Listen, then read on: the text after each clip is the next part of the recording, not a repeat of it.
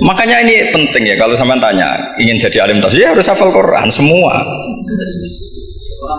Nah, kalau tidak mungkin yang nunggu orang semua mati baru Anda jadi ahli tafsir, karena tidak ada musuhnya. Tapi saya pastikan orang kafir pun bisa memahami Quran, yaitu tadi hatta yasma'ah kalam Allah. Sayyidina Umar itu masuk Islam itu gara-gara dengar adiknya baca Toha, ma anzalna alikal Qur'ana litasqa illa tazkiratal liman yakhsha tanzilam mimman khalaqal arda was samawati ula ar-rahmanu alal arsis tawa. Itu dia ma huwa bikalamil basar, tidak mungkin seperti ini karangan manusia, itu tidak mungkin. Akhirnya dia Islam. Banyak orang Islam karena diperdengarkan Quran, karena memang notnya sudah unik, makna kualitasnya juga sudah unik, semuanya itu unik, indah. Sampai sekarang pun orang kafir itu orang paling tahu Quran. Makanya Allah mensifati orang kafir itu hasadam min indi anfusihim min ba'di ma tabayyana lahumul haq.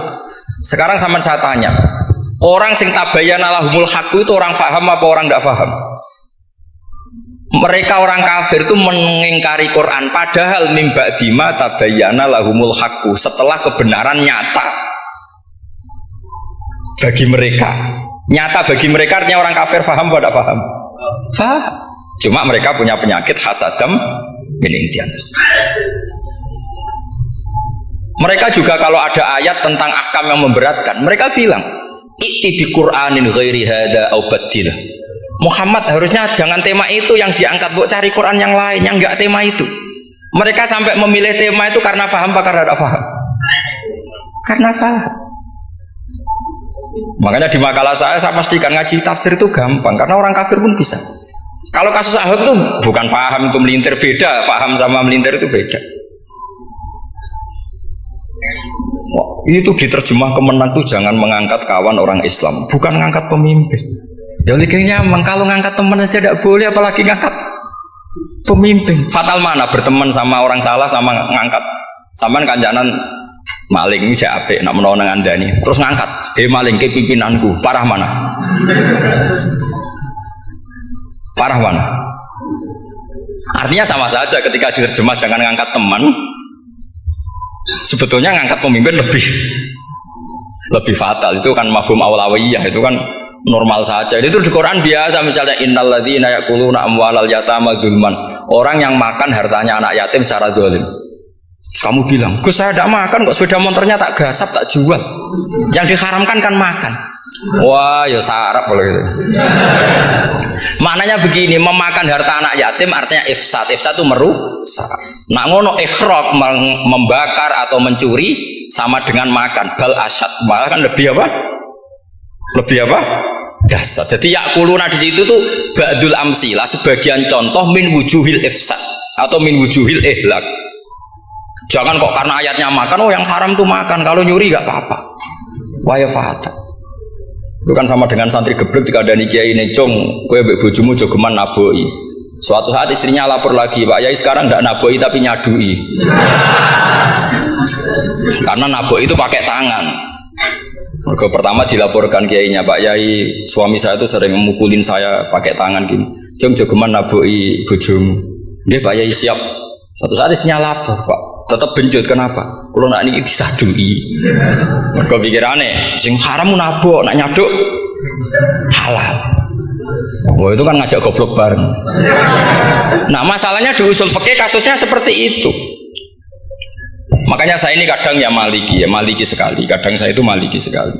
Kadang ya. Misalnya begini, saya beri contoh.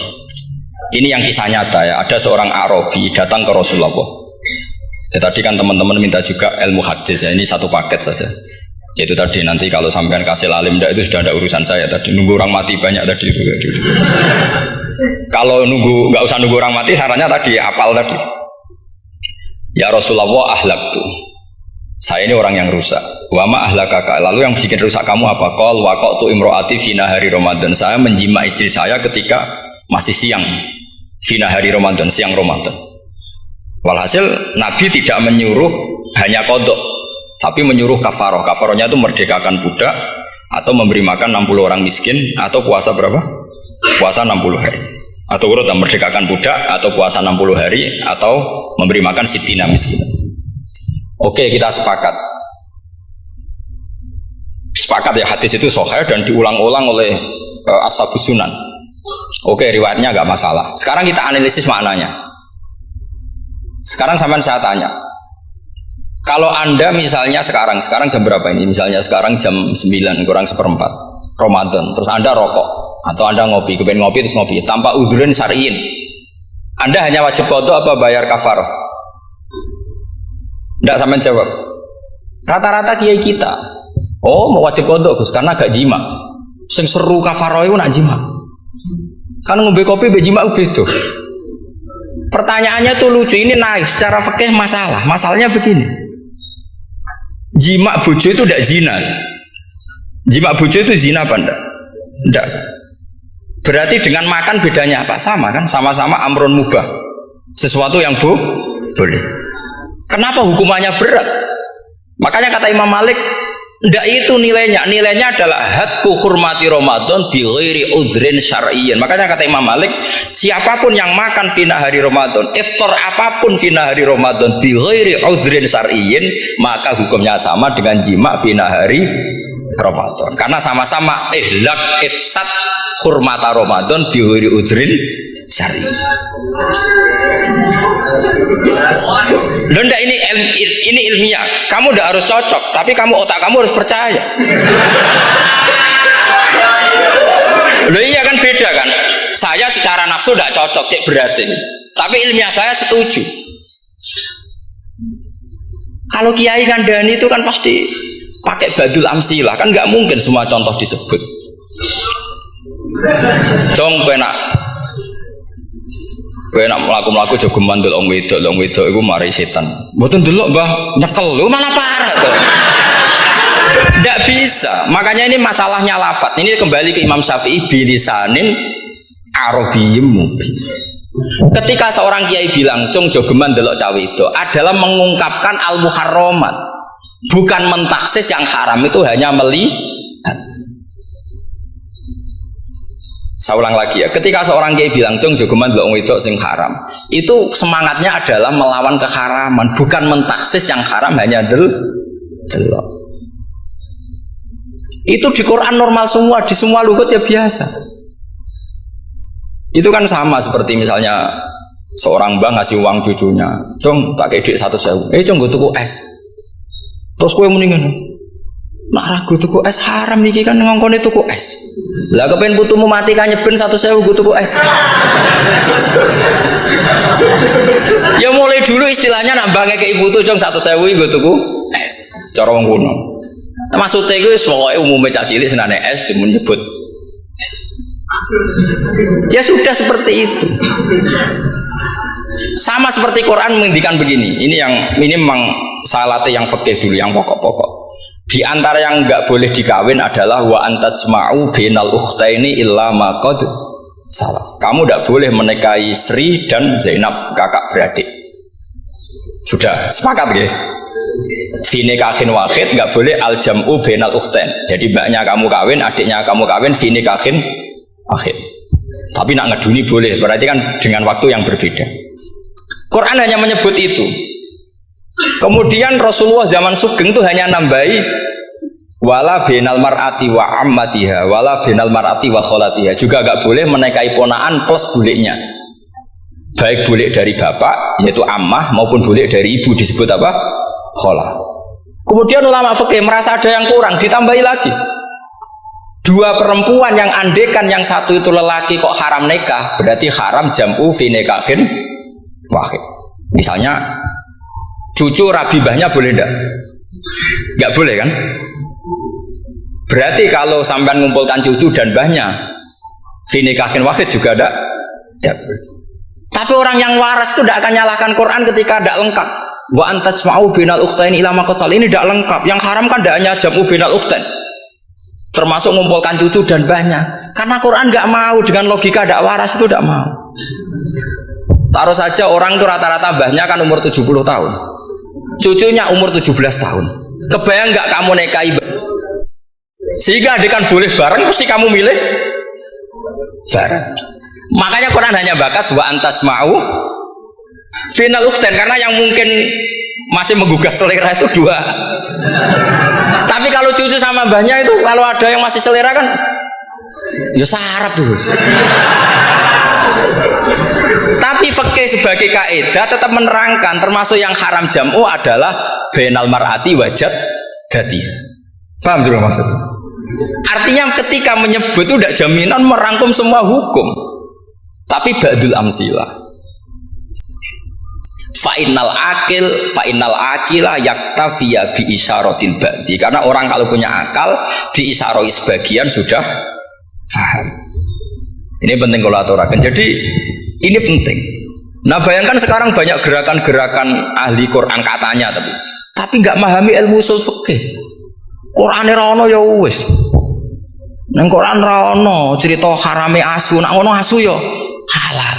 Ora ono Qurane. Sing ra ono iku tekem ora Qurane, kok aneh-aneh kowe.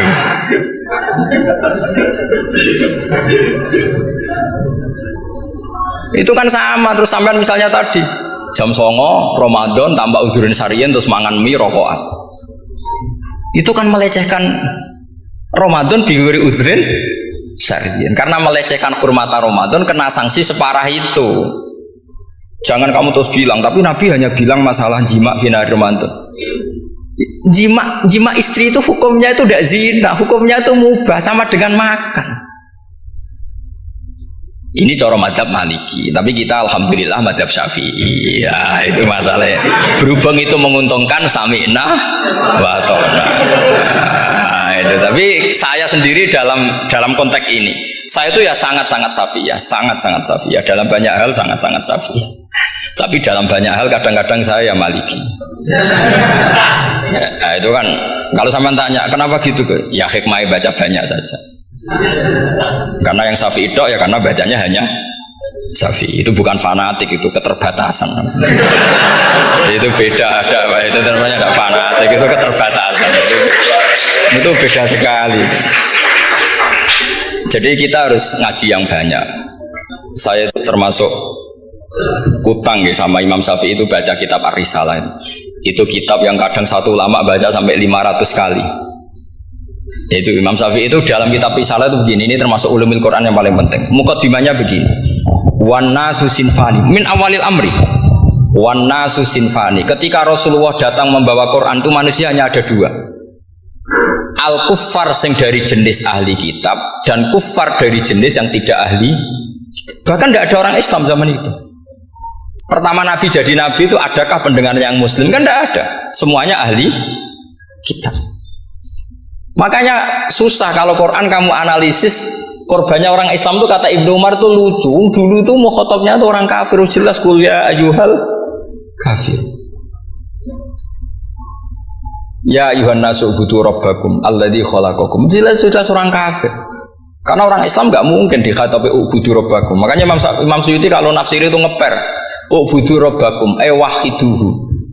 Tapi kalau mukhatabnya orang Islam, dawimu alal ibadah atau dawimu alat tauhid. Karena dia tahu kalau mukhatabnya orang kafir, ubudu ya masih wahidu. Kalau sudah Islam kok dikhitabi ubudu, mudawamah alal ibadah. Itu saking alimnya Imam Suyuti. Ini saya teruskan. Kalau mukhatabnya itu orang kafir ahli kitab, itu kemungkinannya ya dua cara mereaksi Quran.